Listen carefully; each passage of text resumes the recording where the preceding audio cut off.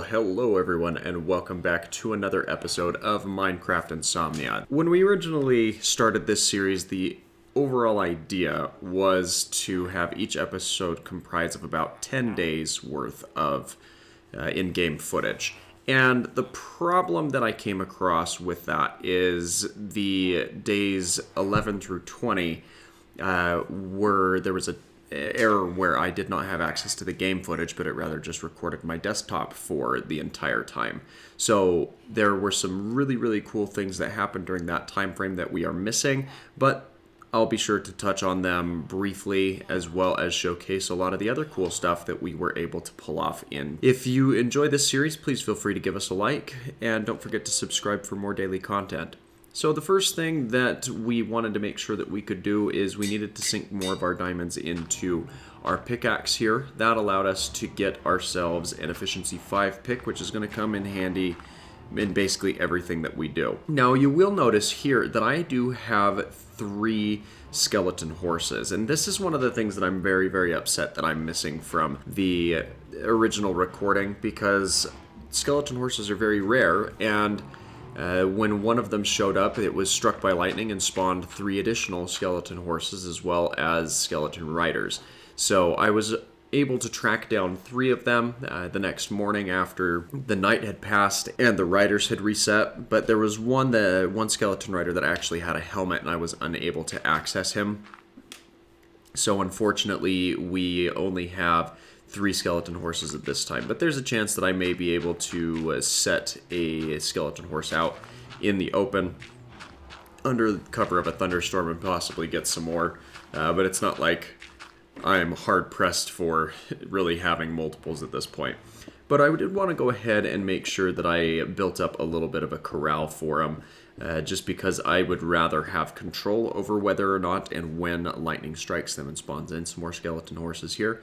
So this little corral will provide a good enclosure area, and then we'll go ahead and get a roof put up over the top of it as well. And I'm very excited with being able to use these skeleton horses, because if you're not familiar with how they work, they do allow you to ride a horse underwater, and assuming that we can get a conduit or we can get ourselves a decent respiration helmet, or even just brew up a couple of water breathing potions, then we should be doing really well in terms of underwater exploration. But we've got a long ways to come before we get to that point, or can really entertain that thought too much further.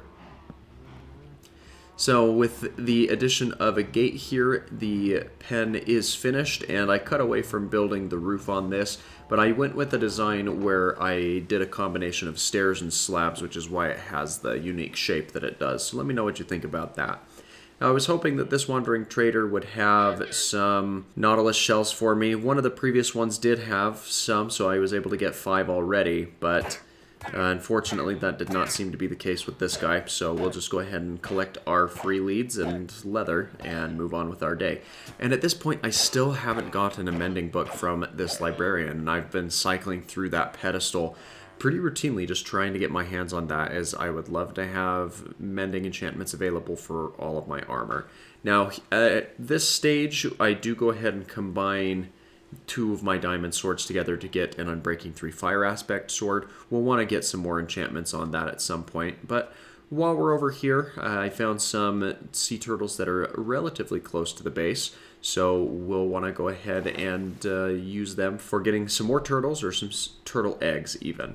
Now this mess of redstone that you see that I've got here, it's got a very specific purpose that I'm trying to jump up onto the edge here to kind of showcase. And the idea is I'd like to get a kelp farm and auto harvesting and smelter array put together for it. And I'll probably need to incorporate some observers into this build at some point, but as it currently stands, we've got the device set up where we can harvest all of the kelp, and as soon as we're able to get over to the nether and get our hands on some soul sand, we should be in a really good position to get the observers crafted and actually added into this build. So we'll want to keep a watchful eye on any resources or anywhere where we can find that once we do make our way over to the Nether. But pretty well stocked in terms of what we'll actually be able to turn out from it. Now that I have the corral finished, we'll go ahead and move my actual horse over inside the enclosure with them. And that will allow him to be a little bit more protected than just sitting out in the open near the base door. I do reorganize my arrangement of villagers. Now I've got my stonecutter there and my cartographer because they are some of the better villagers to have in terms of emerald trades. And they've been pretty fruitful up till now, where I've actually gotten a very healthy assortment of emeralds stored up. And as soon as my librarian villager gives us an opportunity to spend them, believe you me, we will. So let's get these guys blocked in, as we can now access them easily back to back.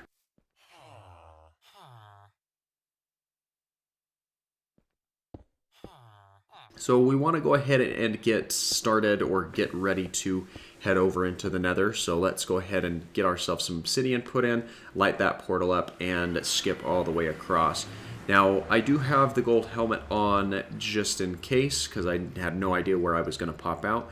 But luckily, we ended up in a warped forest biome, which I think is my favorite of the new biomes that have been added in the 1.16 Nether. So we're going to very quickly grab ourselves some of this warped stem, and that will prove quite handy. So let's go ahead and see if we can get anything useful out of these piglins here. I'm really looking for a couple of very specific items. Crying Obsidian is a cool block, but where this is a hardcore mode, I can't really use or get any benefit from a respawn anchor, which is the main purpose for Crying Obsidian, other than decorative or building purposes. But fortunately, we do manage to get quite the healthy helping of soul sand from these piglins, and that will prevent us from having to run around looking for a soul sand valley biome, which I'm very much appreciative of. And after multiple days of trying endlessly, trying to get mending books from my librarian, he finally does give it to us.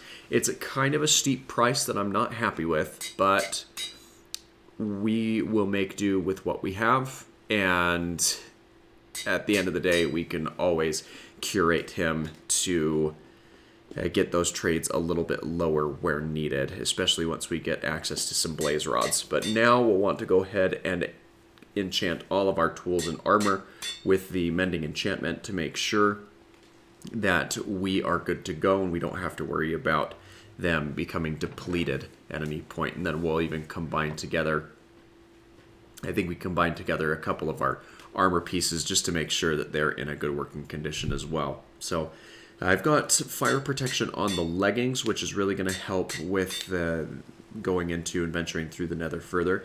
And it turns out that that fourth skeleton horse actually wasn't too far behind. I thought that they had maybe ridden off and despawned from where they were, but apparently the helmet on the skeleton did end up breaking, and he ended up dying and freed up this skeleton horse. So that's 4 for 4 actually, which is a very unconventional way of acquiring them in terms of how they came together, but I'm not going to complain based off the fact that we do have them. After running around in the Nether for a while, we were able to find a couple of pieces of ancient debris to smelt down into a netherite ingot. And so if you have a preference or a thought as to what my first netherite ingot should be used for, let me know in the comments down below. And this area right here is going to be the future site of our actual home, which will start in the next episode as well. So thanks again for watching, and we will catch you on next Thursday for another episode of Minecraft Insomnia, and we'll be back tomorrow with another Ultimate Alliance 3 video. Thanks again for watching, and have a fantastic rest of your day.